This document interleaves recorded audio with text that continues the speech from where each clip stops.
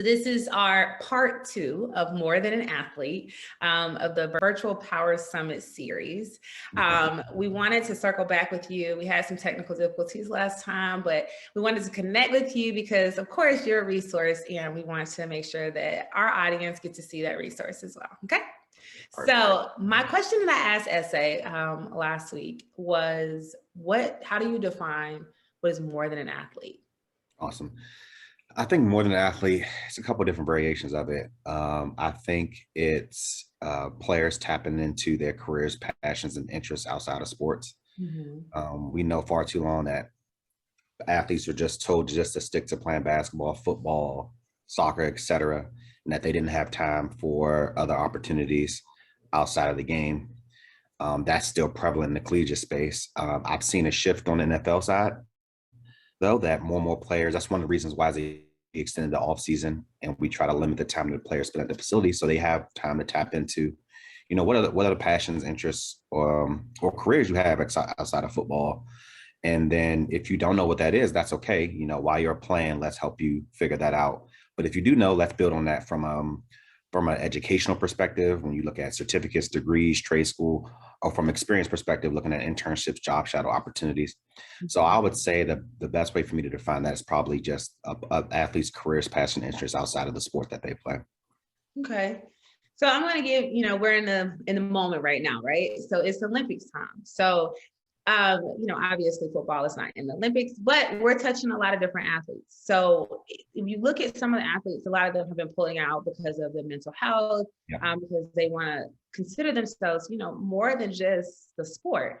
What is your take on some of the Olympic athletes right now and defining themselves as human beings? Yeah, and I think that's important because I think we touched on this in the last session that we held last week about that identity issue. I think for far too long, when you look at athletes, they are held to this higher standard that they're supposed to give 150%. They can't have an off day. They're not able to call out sick. Every year, every month, they're reapplying for their job essentially because there's always someone gearing and gunning for their position. And then, their downfalls and their failures are broadcast for everyone to critique. And I've just put myself in their shoes for my job. Like, what if I had to reapply for my job every year?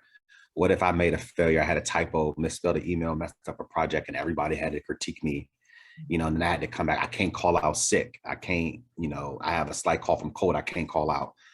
I think about all of that pressure and what that mean to me. Imagine what they're facing too. So I'm actually glad that mental health is at the forefront with athletes kind of leading that charge, because I think that they have one of the more high stressful, high pressure jobs where they have to perform. And that they've been told there's a lot of they can't have an off day, and they can, like, they're human.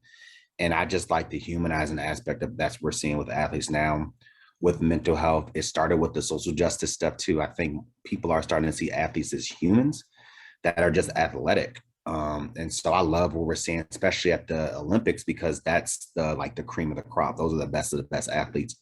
So those are the ones that are struggling. Imagine the athlete that played college football and didn't make it to the NFL and spent 10 years trying to make it and didn't. Think about that transition and what it does from a mental health perspective. So I think it's super important for athletes to share what they feel from a mental health perspective, because at the end of the day, they are looked at as like influencers and leaders and role models. And so if young people see them with their struggles and how they overcome them, I think it'll bode well for future generations. I want to talk about that transition, right? And I always listen for buzzwords. So that's I never come in with questions that I just automatically want, because I like conversation, right? It's more fluid. So you talk about the transition, and we both know that the transition is very hard. A lot of times athletes don't want to talk about it because they don't want to admit that they're about to be at the end of their career. But what do you suggest in helping, with that transition from the athlete perspective, and then also from their support system as well? Good question. From an athlete perspective, I think it's really just about being honest about that transition period. Like, transition of any kind, you take away the layers, transition of any kind is hard. You transition from college to the real world, it's hard. Transition in and out of relationships is hard. You transition to life after sport, it's challenging. So I think just being honest with yourself, thinking that it's going to be smooth, you're kind of like setting yourself up for failure. So I think once you're honest with yourself and like, look, this is going to be challenging. Obviously, you're transitioning from a career that you played. A lot of these guys in this little league, a lot of these guys, because they're the height of their careers, all they know is playing sports. Mhm. So you talking about learning a whole different, way of living again. They're like technically becoming rookies again. So I think that transition in one sense, like just being honest with yourself. And then two, as you mentioned, just tapping into the resources that are available. Like, because, I work in the league offers resources. We know that that transition in is difficult and transition out is difficult. So there are resources at those gaps to help make it a little bit easier. I mean, obviously at the end of the day, the onus is on the players in terms of this transition, but we know there are other former players who went through the same thing. That they can tap into. Their resources to help. That's why it's so critical for them to start figuring out while they're playing, like, what else are they passionate about? Like, what else do you want to tap into? Mhm. It's going to help make that transition that much more smoother. I think also just being honest, like admitting when you have issues, right? Like, I think a lot of guys, they don't want to seem weak or they want to act like everything okay. No, it's not. Like, you went from being at the height of your career, everybody's calling you, opportunities are there, you're at a level of prominence, to having coming down where the phone call stopped, the opportunity stopped, people stop reaching out, people may not look at you the same, somebody else is wearing your jersey. Now you're at home with a wife you probably haven't spent as much time with, kids that you haven't spent enough time with. Like, it's a huge transition Mhm. and it's challenging, and that's okay. Like, hard doesn't mean impossible, Yeah. right? It's start to figure out, all right, start to take the next step, start to accomplish some goals, list some things down that you want to accomplish, and start making progress towards whatever that second career, second passion looks like.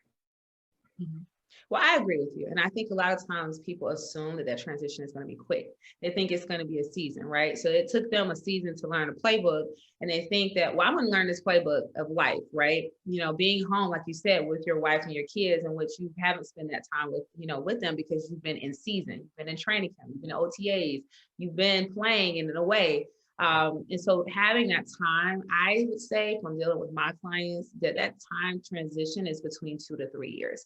I haven't seen any player that has knocked it out faster than that. And even the ones who are still in the spotlight when they're doing like commentating and stuff like that, there's still a transitional period where you're not in the game anymore. You're not suiting up. You're not putting on your cleats. You're not out there hitting people or getting hit, Yep. So that transition is hard. I want to circle back on something you said last week, talking about the non-traditional jobs and Mhm. careers that players can choose. A lot of times they go straight to, I'm going to be a coach, or I'm going to be a commentator, or very few of them want to be referees, but that happens, right? Oh, I yeah. want to be in scouting. Can you talk about some of, kind of elaborate a little bit more on those non-traditional roles and some things that the NFLPA is doing to kind of open up and give players Yeah. opportunities to embark? Good question. So when I look at like professional athletes, I think about, off the field goals, careers, passions, etc. I always, think that it's exploratory, right? And it's funny because I talk to young people in sports industry, and there's so many similarities between somebody trying to break into sports and an athlete trying to break into other careers and passions, because it's almost like exploratory. Like when I wanted to break in sports, I wanted to be a journalist. Like then I realized I didn't make any money, so I'm like, all right, I had to switch. But again, it was exploratory. I had to Yeah. spend time figuring out that's really what I wanted to do, and that's why I encourage a lot of guys, especially when they come into the league early part of their career. No opportunity is a bad opportunity. Hop on a call, network, go do a job shadow, spend some time, because you think you may want to be a broadcaster because that's the closest related to the game. But then you spend 2 days and realize, like, damn, I don't want to wake up at 5 a.m. I don't want to move to a different city. I don't want to have to read up. Like, but you may recognize, like, I want to be a switch operator, or I like the cameraman's role. You won't know that unless you just jump out there and put yourself out there. And I think what I hate seeing, though, is a guy retiring, like, I definitely want to do coaching. And then they put all their eggs in this one basket and realize that's not what they want to do. You could have figured it out 2, 3, 4 years ago, when you were a current guy, when more doors were open. And I will say coaching is hard. Yes. It's not the same as Yeah, playing. it is. And that was funny. So one of The my schedule boss, is a lot worse. yes, my boss was a coach when he retired. He played for the Patriots and spent time coaching, and he was just like, it wasn't for him. And it took him some time to realize that. And I think guys got to get used to that aspect of it. But then, I mean, also just being so close to the game is not always best for you either. Like there needs to be some type of separation period and separation time, because nothing will ever replace the passion of playing, like running out on that field. But I think with the non-traditional opportunities, I think you're seeing a lot of guys still being able to leverage who they are as an athlete. Like, yeah, some of that prominence goes away when you're a former player, but it's still there.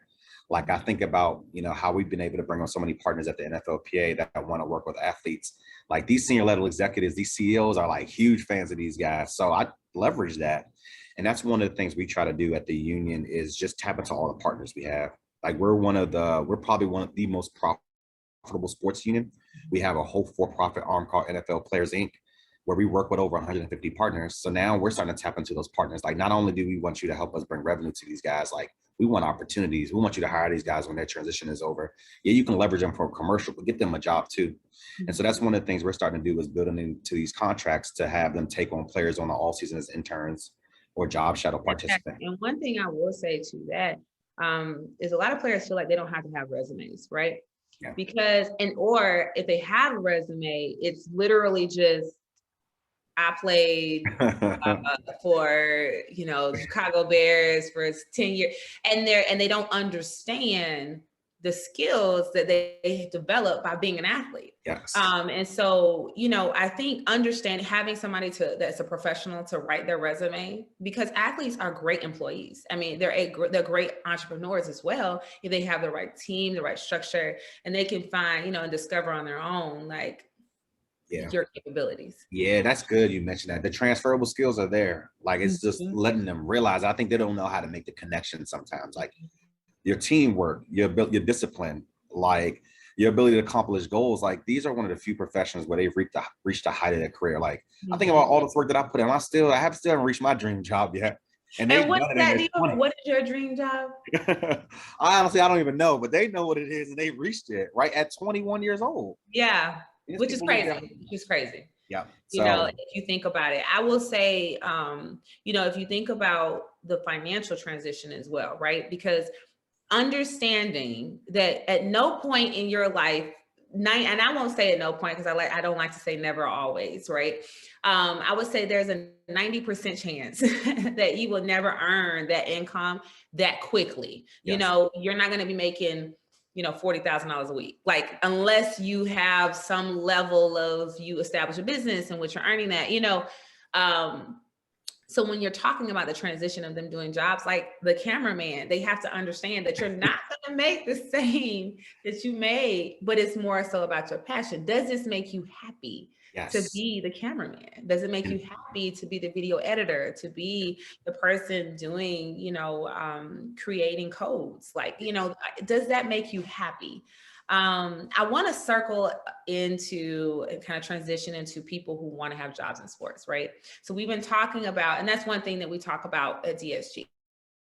And Emily, even when she started on, she had a thought of what she wanted to do, right? And, we talked about that, what you thought you wanted to do. Like, I thought I was going to be an agent. In my mind, I had decided I'm going to be an agent. I'm about to be Rosa House, a female version, with more values, I was about to kill the game, right? And then I realized, like, nah, that's not for me. So, what advice can you give someone who is trying to get into sports? How can you, what can you say to them to help them figure out what you want to do? Any suggestions of how to get into sports, and what to look for? Yeah, it's funny, man. One, I would say, and again, I'm brutally honest with myself. I've been through so much to get to this point in my career, just personally. It's hard. I mean, this is one of the industries, like music, like entertainment. It's the sexy industry that everybody want to break into. You take on top, couple with me, just my personal story, me being African American. I can only imagine being a woman, a Black woman, trying to break into the industry. It's challenging, but that doesn't mean it's impossible. And so it does take a lot of work. And outside of just going to school and college, university, and getting good grades, like at this point, 2021, everybody has a 4.0. Everybody's been the SGA president. Everybody has an internship. It's what's going to separate you. Like, y'all, everybody's here, right? And that was my big thing. I went to a HBCU, so nobody was looking at my resume, right? But it's like, all right, I didn't look at it from an educational perspective like a lot of young people do. I looked at it from, all right, all I need is one opportunity. As an early career professional, I need one phone call, one interview, and one job, right? So I utilized LinkedIn. I didn't really, when I looked at like branding myself on LinkedIn or branding myself and having conversations and interviews, I didn't talk about what I did from an educational perspective. I talked about who I was as a person, like what I was passionate about, what I did with my free time. Like, I started a nonprofit when I was in my 20s, how I worked at an HBCU to bring more fans to games, like how I leveraged a lot of things that I learned. So I think that's one of the critical things when you look at sports industry, because I think there are a lot of young professionals who try to lean on the fact that they went to a top university, which is no problem with it at all. that may give you an edge, a leg up, or that they had a 4.0. I mean, no, I want to know who you are and what's my return on my investment going to be, especially as I think early career professional. Like at the end of the day, excuse my language, you really don't know shit. Like you need the job to learn, to gain the experience and get the education. Exactly. So I'm not hiring you because you know everything. I'm hiring you because I want to see is there something there? Is there some humility there? Can they get a return on my investment? So that's probably one of the pieces of advice I give is like, think about what your story is when you navigate some of these interviews, man. Cause I've sit in these intern interviews sometimes and I hear the same thing. Like I want to tap into, what keeps you up at night? What struggles have you had? What things have you overcome? Because everybody has a story, So that's really how I look at it. My role, my way into sports has been non-traditional. Like I said, I just mentioned I didn't go to a big school. My first job out of college was at Lockheed Martin in communications and public affairs. Then I worked into the NFL Players Association, and I got that job 7 years ago. I remember people telling me, stick in sports, get a job in ticket sales, and then work your way around. Like, yeah, that's okay with some people, but that doesn't pay. That's not what I'm passionate about. And I had to be honest with myself at 21. And I wasn't where I needed to be professionally. Like your goal as a young professional is to become the best professional you can be. And if you're not that, then you need to become that. And it doesn't have to be in sports. Go get some experience somewhere else, then try to get a job in sports. So that's probably just two of the things off the top of my head that I would probably say is like something that I try to focus on with young professionals. It's like that whole, I want to work in sports thing. No, you want to be a great professional as a Exactly.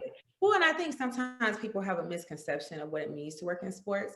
Like the whole operation, sports is a business, and it's a whole entire operation that requires a lot of different people, a lot of different roles, and the glamour of it is safe for the people who've been in it for a while, or for people who have that star quality, and so I appreciate you saying, have your story, talk about, what makes you different, because at the end of the day, they don't care how many words you can type or if you can do Excel spreadsheets. Now you're going to have to do that at some point.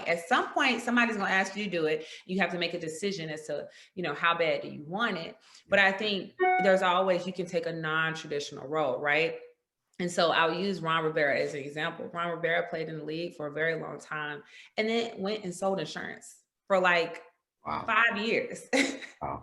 And came back, and now he's in coaching. That's good. But and insurance is so far from coaching and playing, but it's just a matter of sometimes you need to go on a different journey to find your way back, or maybe that's what you really want to do. Yes. So I definitely agree with you on that. And I think that, sometimes a lot of the kids that come out and the interns, I always talk about consistency, right? The follow-up. Yeah. Don't email me 8 times. Yes. And then when I follow back with you, then you don't follow up, right? That's a killer. Because you can attest, right? What is the biggest issue? Is reputation is what gets you. Yeah.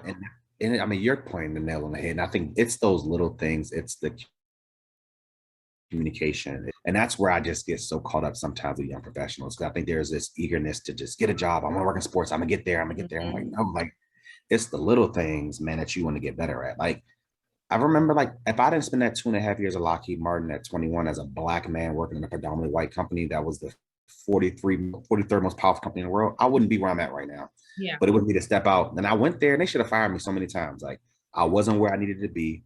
I was a communications major that couldn't write. Like, but if I would have got a job straight in sports, I'm sure that because they're based on season and things are usually happens the same way. When you work in NFL, there's a regular season, there's off season. When you work at a company like Lockheed Martin, there's so many ups and downs. Like, I wouldn't have learned probably what I wanted to if I'd have started my career just in sports, working in ticket sales, right? I wouldn't have been able to land a mentor that can teach me how to write and communicate right, and like how to navigate conversation with senior level executives, but also talk to people in HR, but also talk to people under me. Like, those are all the things that a non-traditional job outside of sports can teach you. And that's a skill set that you can bring working in sports. And that's what worked for me. And again, everybody has their own journey. I'm not knocking, like, you can't just work in sports and work way up. I get that. But I think I don't want any young person to be sold on that lie that you just have to stick in sports and stay in it and then just take a low paying job and push papers. Like, no, I mean, your goal is to become the best professional you can be. So I agree with you. And I think one of the greatest pieces of advice that I received when I was in college was from someone who worked in sponsorship sales. And he said to me, he had been working in sports for, I think, like 20 years at a time. He said to me, always take the opportunity to learn whenever you're in the situation. Be present, right? And I was like, why do I need to learn sponsorship sales? And he's like, can you hear me? Yeah, I can hear you. Okay. Yeah, sorry. He was like, be present, make sure that you take every piece of information, not just be in a job, right? So you can have somebody that you work in compliance, right? Pay attention, Yes. because you never know like how you're going to be able to apply what you learned in the future. And that can give you your leverage, because when you're listing on your resume, all these things that what makes you different, man, I work in compliance. Nobody wants to work in compliance. You're right. But everybody needs compliance. So I always tell them, like, go and work in compliance. It gets you in the door. Like, it gets you in the door. So Dior, I'm gonna give you opportunity to ask me some questions, right? Because we're in the world, we're out here, and I want to give you opportunity to just see, pick my brain a little bit. Yeah, no, you know what? Every time I hop on calls like this, and I see just women working in this space and Black, I understand how difficult it is, and it's important for me to advocate on your behalf. I feel like everybody needs an advocate, right? Mm-hmm. So, what piece of advice would you give to a young minority woman that's in high school right now and that's looking to work in sports at some point and navigate that space? What advice would you give her? Never compromise your moral compass. Always stick to your guns. Be yourself. Don't compromise who you are as an individual to accommodate the feelings of others. Somebody wrote something that literally stuck with me so much. It was, don't set yourself on fire to warm others. I don't know who quoted that. I saw it. Now I'm gonna tweet that. I saw it and I was like, oh my God. And it hit a nerve, right? Because I feel like, as especially a Black woman, I'm gonna just, say this, we always have to work so much harder to prove a point, to do what we, our Black girl magic really has to overshine in order to qualify for the basic fundamentals of things. And I will say I had an extra challenge because, my husband was playing, and at the time we weren't together, but take me serious. I was not my husband. I'm not just your wife. I wanted to establish myself within my career. And then of course everybody was like, oh, you just want to be with an athlete. And I'm like, no. Yes. I just understand what they need. And therefore I'm trying to give that gift. That's my gift, to speak life into others. And so I would say, just don't compromise who you are. Yeah. Continue to shine your shine. Yeah. and don't give in to what others want. Man, that takes me back too, because I think, again, I look at that time at Lockheed Martin. It's funny, I bring that up all the time because I went to a historically Black college, obviously. So I worked there and I did compromise myself. I'm like, look, don't sound too Black when you walk in the room. Don't be who you are. And I think about the 2 years I spent there where I really wasn't myself. And it's like, I look back now, I navigated and it worked, but it's like, that only hurts everybody that comes behind me. Because if the expectation is that we have to act a certain way to be like, for it to look like we should belong in the room, is only hurting everybody. But when you can fully be yourself and don't have to compromise who that is, it makes it easier for every young girl that's coming up now. Like, okay, now I can really be me, And so I think I love that, because I wish I'd have gotten that feedback. Fine, right? That's what's important. You can't be the best at your job if you're not happy within yourself. And I think that's a lot of times people need to understand. You can't interact with these athletes. They don't need that energy, right? They don't need that energy of where you're down and you're just trying to use them for money or use them for the job. And if you're not at peace with what you want to do. Yeah. I mean, I'm right there with you. I think, one of the things that I will say, I tell Emily this story all the time. I tell everybody this story. I went into a room and it was a bunch of coaches, a bunch of old heads, right? And I was the only woman in the room that was walking around and kind of engaging. And they were talking football, and I understand the fundamentals of football. I've been in the game, like I used to recruit. And they were talking about the difference between inside linebacker and outside linebacker. And I chimed in, and the coach paused and was like, young lady, what do you know about football? Now, I said, well, I know a lot. So I began to engage, but it was just the audacity, the kind of old school mentality of like, you can't possibly understand the fundamentals of the difference between an inside and outside linebacker. But that's not hard, but it's just the process of you as a woman. How dare you know? you know, so I always say just step within your, you know, always be in your own space, in your own journey, and never compromise yourself. But y'all are changing it, man. Honestly, that's why I'm so happy. Like things are changing because of women now in this generation. Like you, Emily, like y'all speaking up now and not taking a back seat to like conversations. And like you talk about walking in a room. I mean, that old man world mentality is going away, honestly. Mhm. And it's because of y'all are speaking up now. And so because I hope to have a daughter one day. And so she don't Oh, have to you worry a about girl stuff like dad. I do. And I don't want her, I That's don't want her to awesome. have to worry about the stuff that y'all had to do. Well, you know what? And I will say this to everybody who wants to work in sports, whether you're whoever you are, be genuine. There is nothing worse than having somebody who goes into only interests. I just want to make a whole bunch of money. Yeah. Well, first of all, that's not realistic, but Yeah. You're right. not You're really. right. But be genuine, because you know, if you go in with the genuine energy, people read that energy and therefore they want to be around you, and therefore they want you in their space. And if they have opportunity, then they'll pull you up, you know. Yep. So I, you know, you taking the time to give back, you know, to put your voice out there and not just say, you know what, I'm here, I'm Dior, you know, that's who I am, but taking the time to reach back, because that's what's important. Yep. Yep. I appreciate you so much jumping on this call again. I know we had some technical difficulties last time. You don't have to say we. You can go ahead and throw me out there. But then I had some this time with my AirPods. You know, it's like that sometimes. We're living in a COVID age. Please be safe out there. COVID is rising up again, but please be safe. But I appreciate so much. Emily, thank you so much for coordinating this. We're going to piece this all together and make it a really powerful series. We don't want to just like every other series that's out there. We want to give some knowledge and let these players and people who want to work in sports know the real deal of working in sports. So thank you, Dior. I appreciate it. And you Awesome. have a fantastic day.